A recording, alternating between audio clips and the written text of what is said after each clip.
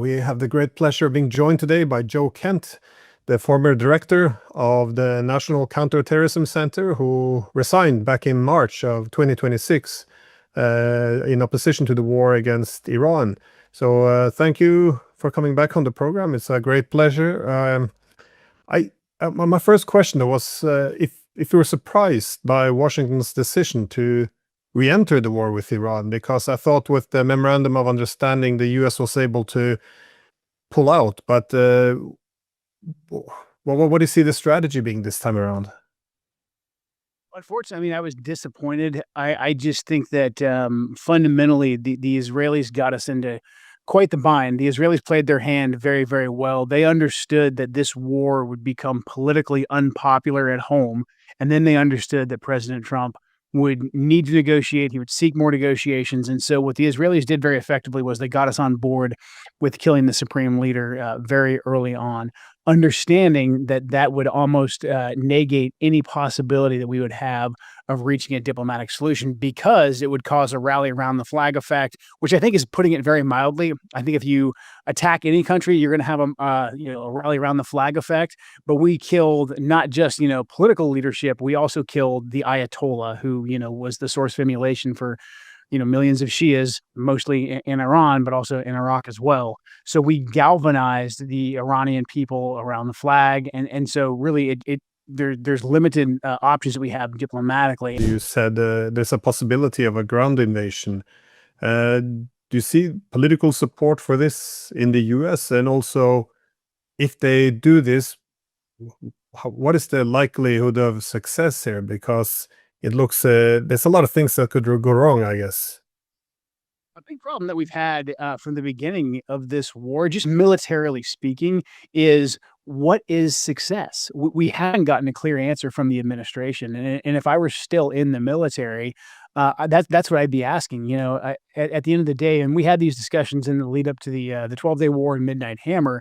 It's like, what is our actual goal here? Because if you start military operations without clearly defining what your military strategic objectives are, what the success criteria is, and the end state, and at which time we will say that the operations are complete and they're over, then this is how you end up in these endless quagmires. And this is a lesson that I really hope that we had learned from our experiences in the war on terror, Vietnam, etc.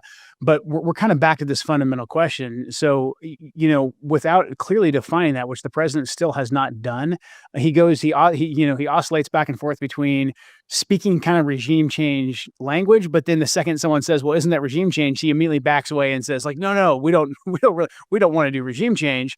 We want the Iranians to, renounce their nuclear program and open the Straits of Hormuz," which basically is taking everything back to pre 28 February when the war began. The Iranians have basically said they're not going to do that. Now, the Iranians are still saying they're not coming out and saying they're going to develop a nuclear weapon. They're just saying that they're not going to hand back over the Straits of Hormuz. So again, we just really shot ourselves in the foot by killing the Ayatollah, because I think we've taken away the ability to negotiate. And I think because we've launched 2 attacks during negotiations, that the people in Iran right now, the leadership there, I don't think they can give President Trump a diplomatic win. So now we're back to, okay, we're going to do a ground incursion. What would that ground incursion look like? And this is where I get a little bit worried, because I think what the Pentagon has had to do is they've had to say, okay, we've done an air campaign for quite some time now, Mr. President. We're kind of like running out of things to bomb that are going to be effective. And so if you want to force open the Straits of Hormuz, here's how we could do it militarily. Hopefully they're caveating that with saying, like, in the short run. Because I think, could we seize some of the islands? We could. The U.S. military is very powerful, but could we hold them in the long term? Like, if you go back to like our success rate at actually holding ground effectively, I mean, I just think back to our recent wars, to the east and west of Iran and Iraq and Afghanistan. We had a hard time holding ground, and that was from insurgents that were armed with, IEDs, RPGs, mortars, etc. They weren't armed with sophisticated ballistic missiles and drones. So I think our ability to actually have real success on the ground is very limited. I think we could come into a situation where the Iranians either let us come in, they let us land, they let us hoist the flag and say we had some great victory, and then they just hammer us and isolate our air power from our ground forces with ballistics and drones, creating basically a hostage-like situation. Or right as we come in, they start vectoring their fire. We saw from the attack in Jordan that they just did with the ballistics this past weekend that tragically cost us, 3 American soldiers. We've seen that they can actually vector in pretty effectively and accurately with very powerful missile systems, from a good distance away. I mean, Jordan is a ways away from Iran. So that should make us take pause about having our naval forces anywhere near Iranian shores right now. But we would have to put our naval forces near Iranian shores to actually put boots on the ground. On this escalation, though, how are you reading it? Because it appears that the war is having some less intensity than it did in the first round. But on the other hand, it appears that more actors are being pulled in, especially Yemen, and also what they're prepared to target is also escalating. It seems. I mean, the energy facilities, desalination plants. I don't know. The future of Kuwait suddenly starts to look possibly problematic. Where do you see this escalation actually going? Because I think this could be a problem. The illusion or delusion of having escalation control, as you suggested, the ability to, for example, go back to the old status quo of simply having the Strait of Hormuz open. This is not available. So, what is it that could go wrong here?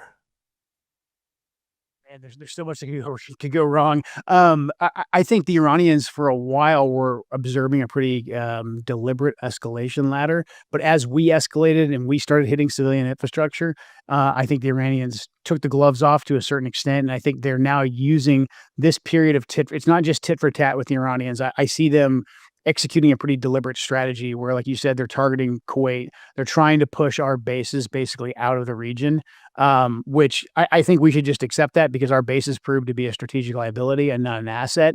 But the longer we try and hold on to them, we're presenting more targets for the Iranians to hit. But I think in the short to medium range, the Iranians are saying, okay, if we're going to expend our ballistics and our drones, let's try and just hammer these bases. The Iranians basically in the last 24 hours have come out and said to the Gulf states, hey, if your hotels or other areas are housing American troops, they're going to be fair game as well. So clearly their goal, it's not just, to kill Americans. That's definitely a byproduct, but their goal is to push American troops out of all these different Gulf bases that are along the border with Iran, providing them more strategic depths to secure their own borders. 大家好，我是主播周玉琴。很多的朋友告诉我们，选择原版的太阳星全效克菲尔益生菌，它添加有羽衣甘蓝，健康再加分。而有睡眠困扰的朋友们，赶快选择蓝色包装这一款晚安加强版，绝对是更有感。每日克菲尔，时刻美好 ，Good Feel Good， 请上快点购为健康下单，而且要记得输入推荐代码，有额外的折扣优惠。太阳星全效克菲尔益生菌基础版、晚安加强版，新包装改版，内容不变，抽取更方便。要吃就吃最好的。